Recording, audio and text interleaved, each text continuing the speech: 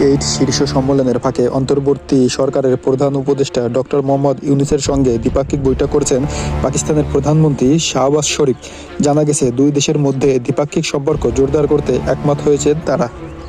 I think we should turn a new page, as my brother said, and as the chief advisor said. বৃহস্পতিবার কায়রোতে G8 শীর্ষ সম্মেলন অনুষ্ঠিত হয়।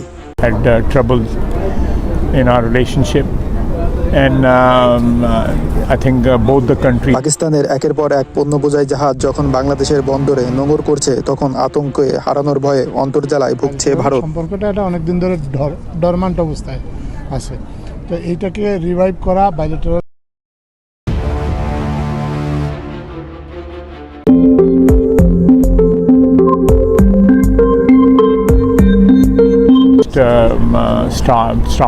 make a new start which will benefit both the countries. গত 15.5 বছরের বেশি সময় ভারতকে প্রভুর মতো ভয় পেত আওয়ামী লীগ।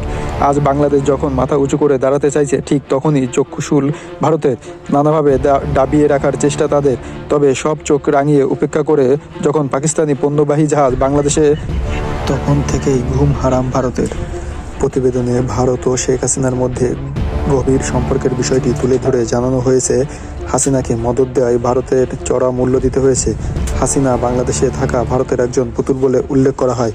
গেল 5 আগস্ট শেখ হাসিনা সরকারের পতন বাংলাদেশের সাথে পাকিস্তানের সম্পর্ক উন্নয়নে একটি সুযোগ হিসেবে দেখা হচ্ছে। বিশেষ করে গত 15 বছরে দিল্লির কারণে শেখ হাসিনা সরকারের সাথে পাকিস্তানের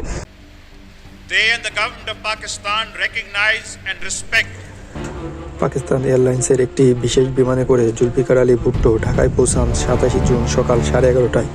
সে সময় তাকে বেশ ঘটা করে স্বাগত জানানো হয়েছিল, যা পরদিন ঢাকায় প্রকাশিত জাতীয় পত্রিকাগুলোর শিরোনামে উঠে আসে।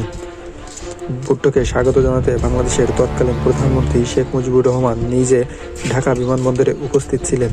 শেখ মুজিবুর রহমান নিজে ফুলের মালা পরিয়ে ভুট্টোকে বরণ করেন। কূটনৈতিক শিষ্টাচার মেনে পাকিস্তানের পতাকা ওঠানোর পাশাপাশি বাজানো হয় দেশটির জাতীয় সঙ্গীতও।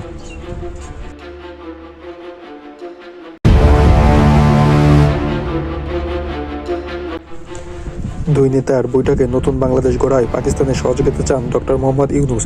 সার্ক পুনরুজ্জীবিত করার উপরও জোর দেন প্রধান উপদেষ্টা। নতুন সব আপডেট নিউজ পেতে আমাদের চ্যানেলের সাথেই থাকুন এবং আমাদের চ্যানেলটি এখনই সাবস্ক্রাইব করে আসুন।